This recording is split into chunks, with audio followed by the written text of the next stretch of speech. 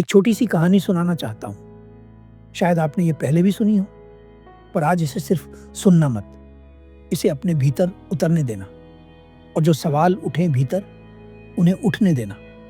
अगर यह कहानी, ये छोटी सी घटना आपके भीतर उतर गई तो कुछ बहुत बड़ा बदलाव हो सकता है आपके जीवन में। यह कहानी एक बूढ़े व्यक्ति की है जो एक बार अपने घर के बाहर कुछ ढूंढ रहा होता है। कुछ लोग उसे देखते हैं कि वह कुछ खोज रहा है। बहुत देर हो जाती है लेकिन वह अब भी ढूंढ रहा होता है। 2-3 व्यक्ति उसके पास आते हैं और उससे पूछते हैं, अंकल जी, कुछ खो गया है क्या? बहुत देर से यहाँ कुछ ढूंढ रहे हैं। वो बूढ़ा व्यक्ति मुस्कुराता है और कहता है, हाँ, दरअसल मेरी चाबी खो गई है। वे लोग भी उस बूढ़े व्यक्ति के साथ उसकी चाबी ढूंढने लगते हैं। काफी देर तक सब मिलकर चाबी ढूंढते रहते हैं। फिर उन तीनों में से एक व्यक्ति उस बूढ़े व्यक्ति से पूछता है, अंकल जी, कुछ याद है आपको? चाबी कहाँ गिरी थी? वह बूढ़ा व्यक्ति कहता है, हाँ बेटा, मुझे पता है, मेरी चाबी मेरे घर के भीतर गिरी थी। तीनों व्यक्ति आश्चर्य से खड़े हो जाते हैं और उस व्यक्ति से कहते हैं, क्या कहा आपने? एक बार फिर से बताएंगे? वह बूढ़ा व्यक्ति कहता है, दरअसल मेरी चाबी मेरे घर के भीतर गिरी थी। तीनों व्यक्ति बड़ी हैरानी से उसकी तरफ देखते हैं और मन ही मन सोचते हैं, यह व्यक्ति पागल है। उन तीनों में से एक व्यक्ति को बहुत गुस्सा आ जाता है और वह उस बूढ़े व्यक्ति से कहता है, कहीं आपका दिमाग तो खराब नहीं है? आप पागल हैं क्या? आप खुद तो अपना समय बर्बाद कर ही रहे हैं, हमारा भी समय बर्बाद कर दिया।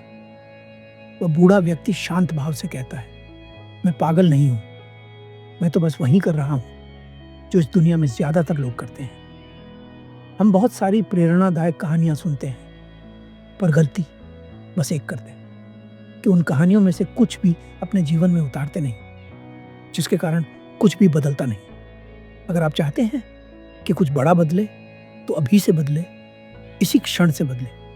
वो एक ही इंसान है जो आपको वह दे सकता है जो आप चाहते हो, और वह इंसान आप खुद हो।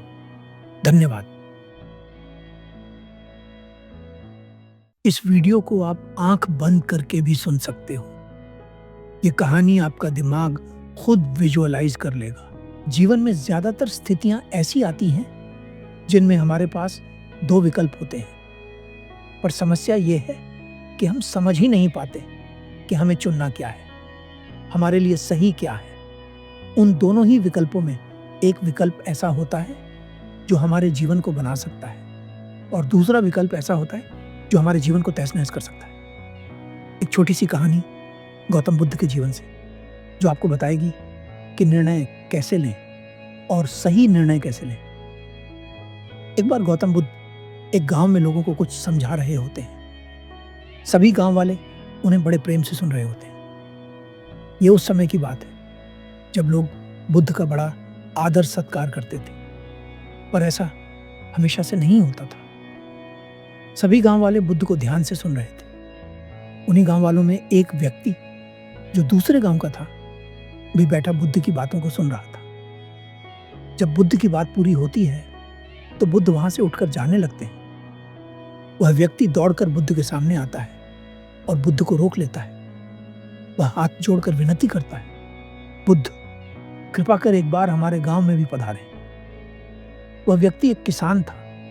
उसकी बात सुनकर गौतम बुद्ध कुछ क्षण के लिए शांत रहते हैं और फिर कहते हैं, क्षमा करें, पर हम कुछ दिन पहले ही तुम्हारे गांव में गए थे।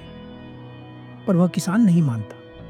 वो बुद्ध के चरणों में लेट जाता है और विनती करता है, बुद्ध, कृपा कर एक बार और हमारे गांव में आइए।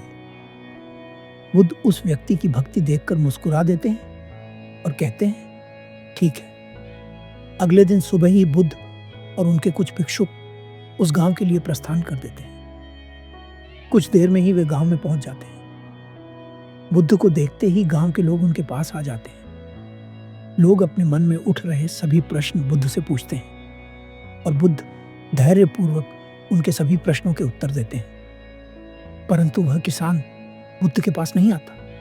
वह किसान इसलिए बुद्ध के पास नहीं आ पाता क्योंकि उसके दोनों बैल कहीं खो जाते हैं। वही बैल जो उसकी रोजी रोटी का साधन थे।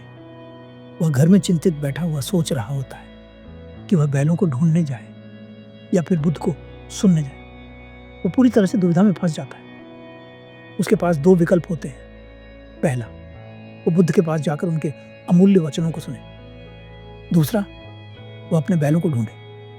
बहुत देर सोचने के बाद वह एक विकल्प चुनता है। आपको क्या लगता है कि उसे क्या चुनना चाहिए था?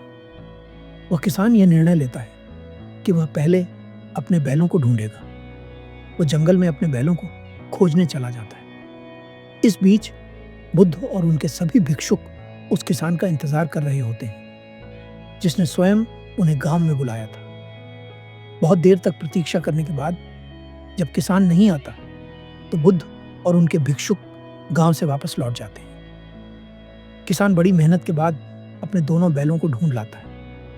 उसे खुशी तो होती है कि उसके बैल मिल गए, पर उसे इस बात का दुख भी होता है कि उसने ही बुद्ध को अपने गांव बुलाया था और वहीं उनसे मिलने नहीं जा सका।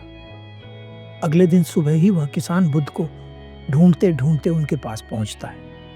वह उनके चरणों में लेट जाता है और रोने लगता है। बुद्ध उसे देखते हैं और कोमल स्वर में पूछते हैं, तुम रो क्यों रहे हो? वह किसान बुद्ध से कहता है, बुद्ध, मैंने ही आपको गांव में बुलाया था और मैं ही आपसे मिलने नहीं आ सका। मैं आपको बताना चाहता हूं कि मैं क्यों नहीं आ सका। कल मेरे दोनों बैल जंगल में खो गए थे। मेरे पास दो विकल्प थे, या तो मैं आपको सुनने आ जाता या फिर अपने बैलों को ढूंढने चला जाता। बैल मेरी रोजी रोटी का साधन है। अगर वे नहीं मिलते तो मेरे परिवार के भूखे मरने की नौबत आ सकती थी, इसलिए मैं उन्हें ढूंढने चला गया। बुद्ध ये सुनकर मुस्कुराते हैं। वे उस व्यक्ति को अपने गले से लगा लेते हैं और कहते हैं, अगर तुम उस समय मुझसे पूछते कि तुम्हें क्या चुनना चाहिए, तो मैं भी तुमसे यही कहता जो तुमने किया। क्योंकि अगर तुम बैलों को ढूंढने के बजाय मुझे सुनने आ जाते, तो तुम मेरा एक भी शब्द ध्यान से नहीं सुन पाते। तुम केवल अपने बैलों के बारे में ही सोचते। पर अब तुम्हारे बैल मिल गए हैं। अब तुम मुझे पूरी एकाग्रता से सुन सकते हो। मैं बहुत खुश हूं कि तुमने अपने कर्म को चुना। बुद्ध की यह बात सुनकर उस व्यक्ति के मन से बोझ उतर जाता है और वह उनके पास बैठकर ध्यान से उनकी वाणी सुनता है। सीख, जीवन में कई बार हमें ऐसे फैसले लेने पड़ते हैं जिनमें सही और गलत का निर्णय करना कठिन हो जाता है, परंतु हर परिस्थिति में हमें यह देखना चाहिए कि उस समय क्या अधिक महत्वपूर्ण है। सही निर्णय वही होता है जो परिस्थिति के अनुसार लिया जाए और जिससे मन को शांति मिले।